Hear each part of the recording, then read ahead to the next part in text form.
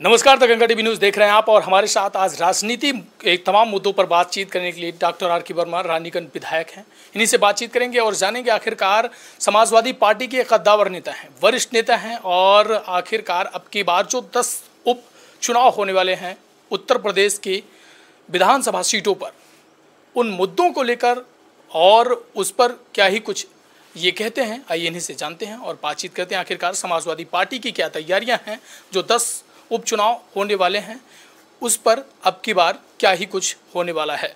बहुत बहुत स्वागत है आपका the Ganga TV news channel. बहुत बहुत धन्यवाद जी।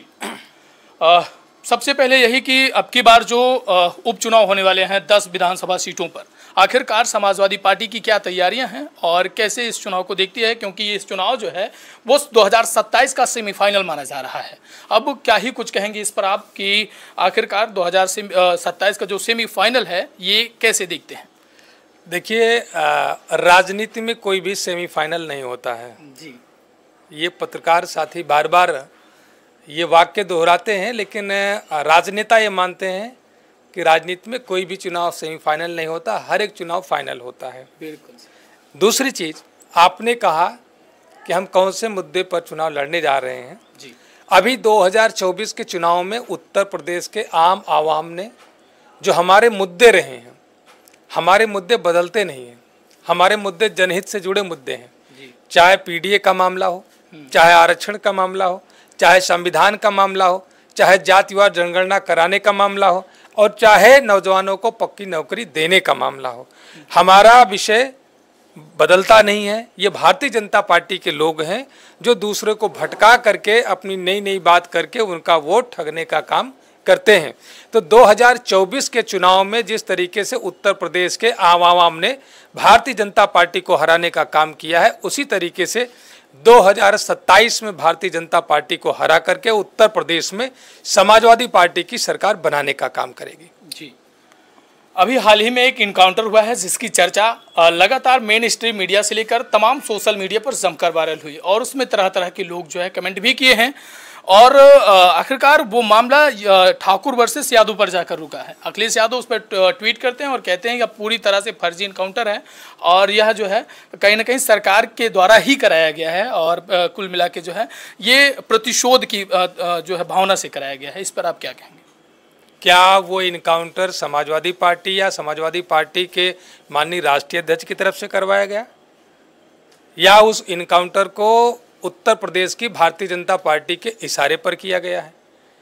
ये सबको पता है कि एसटीएफ इनकाउंटर सरकार के इशारे पर करती है और भारतीय जनता पार्टी की ये कार्यशैली है कि अपने तानाशाही रवैये को देखते हुए उसे जिसमें भी फायदा नज़र आता है वह इनकाउंटर कर देती है, वह फर्जी राष्ट्रद्रोह का मुकदमा दर्ज कर देती है। आप जैसे जो नौजवान पत्रकार साथी भारतीय जनता पार्टी के काले कारनामों को उजागर करते हैं, उनके ऊपर भी मुकदमे दर्ज करा करके भी उनको जेल भेज देती है। यह अभी भी उत्तर प्रदेश में हो रहा है, अभी 2-4 दिन पहले भी हुआ होगा, आपको पत्रकार साथियों का नाम भी पता होगा। तो ये भारतीय जनता पार्टी अपने अहंकार में आकर के उसको लगता है कि ये काम करने से मेरा वोट का तुष्टीकरण हो जाएगा, फायदा हो जाएगा, तो किसी के घर पर बुलडोजर चला देगी, किसी को इनकाउंटर कर देगी। भारतीय जनता पार्टी को न्यायपालिका में अगर विश्वास होता तो भारतीय जनता पार्टी कभी एक मुकदमे 2 मुकदमे ऐसे अपराधियों को कभी इनकाउंटर नहीं करती, उसकी सजा न्यायालय तय करता। लेकिन भारतीय जनता पार्टी को नशा नहीं है, इसलिए भारतीय जनता पार्टी इनकाउंटर करने का काम करती है। अच्छा, समाजवादी पार्टी के लोग तभी चिल्लाते हैं और प्रोपोगंडा फैलाते हैं जब कोई अपराधी मारा जाता है। क्या समाजवादी पार्टी के नेता और तमाम समाजवादी पार्टी के लोग अपराधियों का संरक्षण देना चाहते हैं? ये तमाम बातें सामने से कही गई थी कि आखिरकार जब अपराधी के ऊपर बुलडोजर चलता है या फिर अपराधी का इनकाउंटर होता है तो समाजवादी पार्टी के राष्ट्रीय अध्यक्ष अखिलेश यादव गला फाड़कर क्यों चिल्लाते हैं, उसके बाद सरकार के खिलाफ तमाम तरह की जो है बातें लिखते हैं और इसी तरीके से बातें करते हुए समाज में प्रोपोगंडा फैलाते हैं। मैं आपके माध्यम से सरकार से यह कहना चाहता हूं कि सरकार एक श्वेत पत्र जारी करे और ये बता दे कि उत्तर प्रदेश के टॉप 10 अपराधी कौन कौन हैं और उनके ऊपर कितने दर्जन मुकदमे दर्ज हैं और उन लोगों का इनकाउंटर क्यों नहीं हुआ। क्या सरकार उनका संरक्षण करने का काम कर रही है? उनके मुकदमे हटाए जा रहे हैं, जो टॉप 10 के बड़े अपराधी हैं उनके ऊपर दर्ज हुए मुकदमे हटा दिए गए। उनका भारतीय जनता पार्टी संरक्षण देने का काम कर रही है। अगर हम किसी निर्दोष पर या जो काम न्यायपालिका का है उसको अगर कार्यपालिका करती है तो हम सवाल उठाते हैं, तो लोग हमें कहते हैं कि हम गुंडे अपराधियों का संरक्षण करने का काम करते हैं, और सरकार वहीं पर बड़े बड़े अपराधियों के ऊपर से दर्ज हुए मुकदमे को हटा करके उनको संत बनाने का काम कर रही है। अच्छा, पुलिस से मुठभेड़ आप करेंगे तो क्या आपका इनकाउंटर नहीं होगा? आप पुलिस के ऊपर गोली चलाएंगे तो क्या वो जवाबी कार्रवाई में आपके ऊपर गोली नहीं चलाएगा?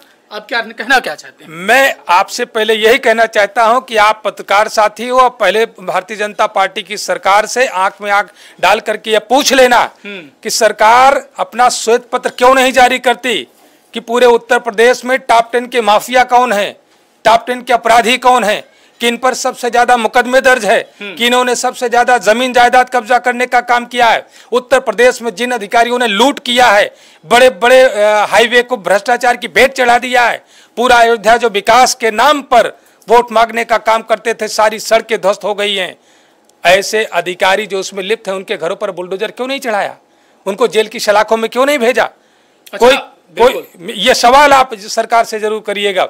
और रही बात, मैं आपसे कहना चाहता हूं कि सरकार जिस दिन श्वेत पत्र जारी कर दे कि उत्तर प्रदेश के बड़े माफियाओं के नाम ये हैं, अपराधी ये हैं, उस दिन मैं आपके सारे सवालों का जवाब दे दूंगा। अच्छा, सुल्तानपुर में हुए लूट के मामले को कैसे देखते हैं आप? क्या सुल्तानपुर के मामले, सुल्तानपुर में जो लूट हुआ है वो उसमें जो संलिप्त अपराधी थे वो अपराधी नहीं है?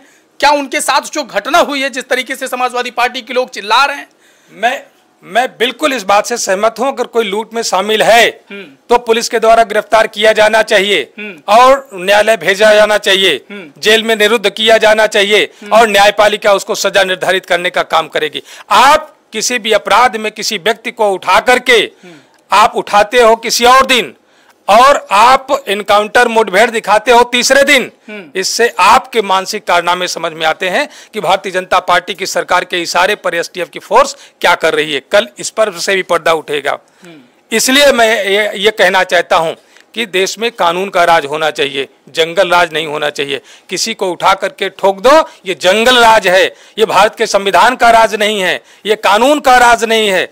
इसलिए मैं आपसे यह सवाल करता हूं कि आप योगी जी की सरकार से यह सवाल जरूर पूछ लेना कि जिनका इनकाउंटर है, पुलिस ने उनको कब उठाया था और कितने दिन के बाद उनका इनकाउंटर किया था, तो इनकाउंटर की कथा आपको समझ में आ जाएगी। अच्छा, जंगल राज की बात आप कर रहे हैं तो आखिरकार जो है सामने से ये कहा जा रहा है कि राम राज चल रहा है सपा सरकार में। जिस तरीके से अभी बहन बेटियां जो है बाहर सड़कों पर घूम लेती हैं, खुलेआम सुबह निकलती हैं तो शाम अपने आप घर पहुंच जाती हैं। सपा सरकार में ऐसा नहीं होता था और लगातार गुंडों से परेशान होती थी, तमाम और अपराधियों से परेशान होती थी, और घर वालों के जो घर वाले गार्जियन होते थे वो भी लगातार सहमे हुए होते थे कि मेरी बेटी निकल रही तो वो घर पहुंचेगी कि नहीं पहुंचेगी।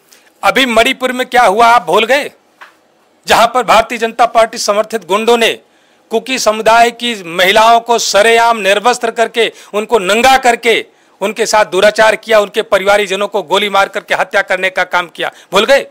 पूरी दुनिया में शर्मसार हुआ, यह देश शर्मसार हुआ। यह भारतीय जनता पार्टी के समर्थित लोगों ने किया, मैं खुलेआम कह रहा हूं। और वहां पर प्रधानमंत्री जी बोले क्या? प्रधानमंत्री जी बोले क्या?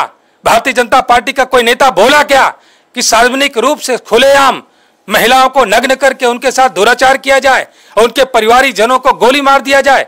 ये जंगल राज है या रामराज है? ये कौन सा रामराज है? यहीं पर बनारस में भारतीय जनता पार्टी के पदाधिकारियों ने एक लड़की का शोषण किया, बलात्कार किया, गैंग रेप किया। आप लोगों ने क्यों नहीं उठाया? क्यों नहीं उठाया? पकड़े गए और उसके बाद वो रिहा भी हुए। रिहा होने के बाद भी उनका माला पहना करके स्वागत किया जा रहा है। ये रामराज है। यहीं पर आप रामराज की बात करते हो। अयोध्या में जो पूरे परिसर की सफाई करने का काम गरीब महिला करती थी, 9 लोगों ने मिलकर के गैंगरेप किया उस बेटी के साथ। मीडिया में बातें क्यों नहीं चली? 3 दिन उस पर डिबेट क्यों नहीं हुआ? क्या मीडिया बिक चुकी है भारतीय जनता पार्टी के हाथों में? उस गरीब बेटी के साथ न्याय कहां से मिलेगा? कौन दिलाएगा न्याय? मीडिया क्यों खामोश है? एक मंदिर के परिसर में काम करने वाली बेटी के साथ इतना घिनौनी हरकत हो और सरकार खामोश हो? आरोपियों के घरों पर बुलडोजर क्यों नहीं चढ़ा? ये सवाल मैं भारतीय जनता पार्टी से आपके माध्यम से पूछना चाहता हूं, क्योंकि मीडिया के लोग, आपके जैसे लोग तो उनसे सवाल करना बंद कर दिए हैं। इसलिए अब आपको हमारा ही सवाल उन तक पहुंचाना होगा। बिल्कुल। ये जो फूलपुर में उपचुनाव है और क्या लगता है कि फूलपुर उपचुनाव और जितने भी उपचुनाव हैं 10 विधानसभा सीटों पर उपचुनाव है, क्या लगता है कि मंगेश यादव का मामला इस पर हावी होगा? क्या मंगेश यादव को लेकर कहीं ना कहीं इस चुनाव में भी मुद्दा बनेगा? क्या ये जो इनकाउंटर हुआ है ये सब इनकाउंटर इस चुनाव में मुद्दा बनेगा? ये चुनाव का मुद्दा होगा या नहीं? बात मंगेश यादव, अनुज प्रताप सिंह और विकास दुबे की नहीं है या अतीक अहमद और अंसारी की नहीं है। बात है कि आपका कानून में विश्वास कितना है। बात यह है कि आपका न्यायपालिका में विश्वास कितना है। आप अपने न्यायपालिका पर विश्वास नहीं कर पा रहे हो और वह काम आप स्वयं अपने तंत्र से करवा रहे हो जो एक अपराधी करता है। क्या यह सरकार का काम होना चाहिए? क्या यह पुलिस का काम होना चाहिए? न्यायपालिका किस लिए है? कोर्ट किस लिए है? बात एक मंगेश यादव की नहीं है, बात कानून व्यवस्था के एतबार की है कि आपका कानून व्यवस्था पर विश्वास है कि नहीं, बाबा साहब भीमराव अंबेडकर के संविधान पर विश्वास है कि नहीं है। इससे लगता है कि आपका कानून पर विश्वास नहीं है। आप वह गुंडागर्दी अराजकता कराने का काम कर रहे हो जो एक गुंडा करता है, जो एक अपराधी करता है।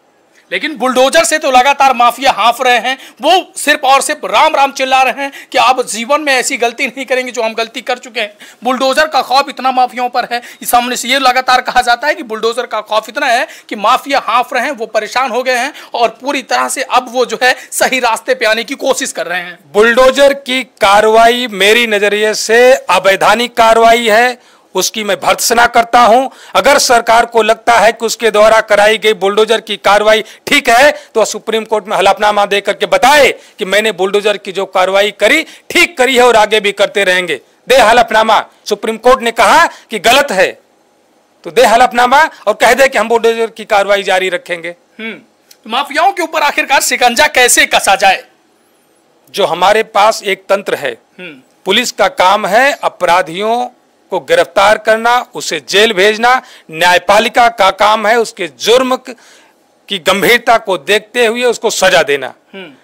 किसी भी पुलिसकर्मी का यह काम नहीं है कि किसी के ऊपर एक मुकदमा दर्ज है उसको अपनी वाहवाही के लिए या सरकार की तुष्टीकरण करने के लिए उसको मार गिराओ। अच्छा, मार गिराने का काम गुंडे अपराधियों का होता है, पुलिस का और सरकार का नहीं होता है। अच्छा, बिल्कुल। अभी इसके पहले आप अनूप प्रताप सिंह की बात कर रहे थे, अनुज प्रताप सिंह की बात कर रहे थे जो मंगेश के ही मामले में जिसका इनकाउंटर हुआ है।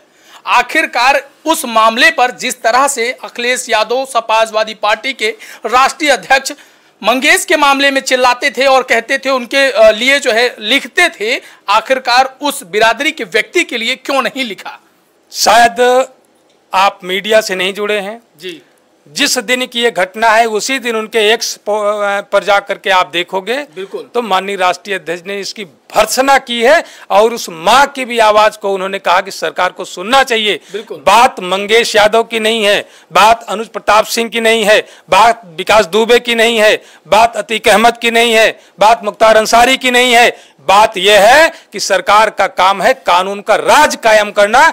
बात यह है कि जंगल राज नहीं होना चाहिए। बात यह है कि सरकार को अपनी न्यायपालिका पर विश्वास होना चाहिए, लेकिन सरकार अपने तानाशाही रवैये से कानून व्यवस्था को ताक पर रख करके न्यायपालिका पर से भरोसा हटा दिया है और जो अपराधी और गुंडे और माफिया जो काम करते हैं वही सरकार अपने सरकारी तंत्र से कराने का काम कर रही है। अच्छा, मंगेश के परिवार से अखिलेश यादव के तमाम समर्थक और तमाम नेता मिलते हैं और उसके बाद अखिलेश यादव को खुद बुलाते हैं उनके परिवार के लोगों को अपने पास मिलने के लिए, उनकी आर्थिक सहायता जो भी मदद करते हैं। फिर ऐसा क्यों नहीं होता है दूसरे के पक्ष के लोगों के साथ, दूसरे जाति के लोगों के साथ? उनके परिवार के उनके पिताजी ही ये कहते हुए वीडियो में नजर आ रहे थे कि जो है अब क्या आपके कलेजों को ठंडक मिल गई, मारा गया ठाकुर, अब आप क्या कहेंगे? देखिए, पीड़ित परिवार जब दुखी होता है जी तो वह दुख की घड़ी में कुछ भी बयान दे देता है, कुछ भी कह देता है, कुछ भी आरोप लगा लेता है।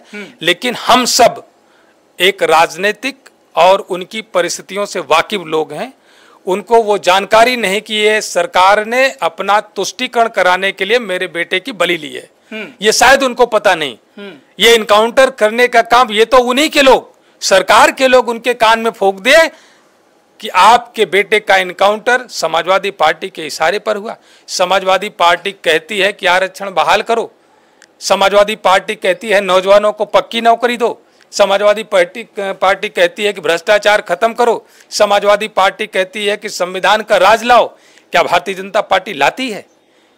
केवल समाजवादी पार्टी के कहने पर इनकाउंटर हो जाता है, या समाजवादी पार्टी किसी का विरोध करती है तो उसका इनकाउंटर हो जाता है? ये दोहरे चरित्र वाली बात कहां से आती है? हम अच्छे काम के लिए रोज सड़क से लेकर के सदन तक संघर्ष करते हैं और सरकार के कानों में जू नहीं रेंगती है।